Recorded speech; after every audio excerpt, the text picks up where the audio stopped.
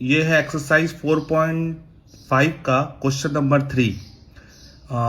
थोड़ा बड़ा क्वेश्चन है। W Q minus we Q plus x Q plus 3y W we x. मैं question पढ़ूंगा तो ज़्यादा समय लग जाएगा, बट आप देख लो क्वेश्चन नंबर 3। इसको बनाते कैसे हैं पहले वो समझने से पहले आपको समझना होगा, एक फार्मूला आता है basically, a cube plus b cube plus c cube minus 3abc equal to होता है a plus b plus c into a square plus b square plus c square minus a b minus b c minus c a. ये इसी basic formula पे बनेगा। अब आप वापस से क्वेश्चन पे आ जाएंगे तो ये कुछ ऊपर वाला इसी बेसिस पे है ये, लेकिन ये समझ में नहीं आ रहा वो कैसे बैठ रहा है, क्योंकि यहाँ पे -3abc है, यहाँ +3wvx है।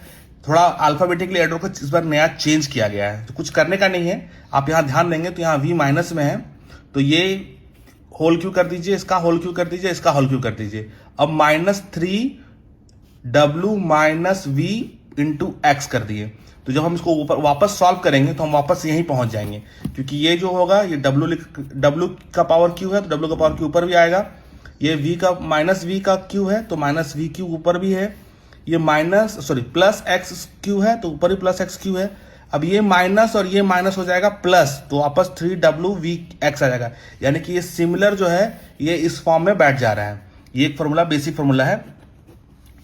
अब इसको आप बैठाइए इसके ऊपर। अब इसको सॉल्व करेंगे तो वही a प्लस बी प्लस सी जो लिखते थे, जहां a है वहां a और जहां b है, क्योंकि b के यहाँ पे b माइनस v के फॉर्म में है तो यहाँ माइनस b लिखेंगे और फिर इसको जस्ट उसी फॉर्म में लिख देंगे।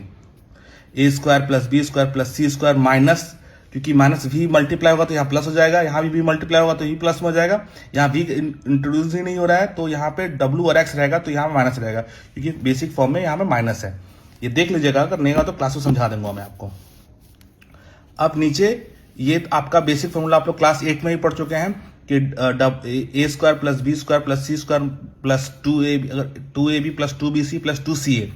चूंकि यहाँ माइनस होता तो ये माइनस के फॉर्म में ऐसे लिखाता है, क्योंकि हम बता चुके हैं आपको कि दोनों में कॉमन क्या है, v।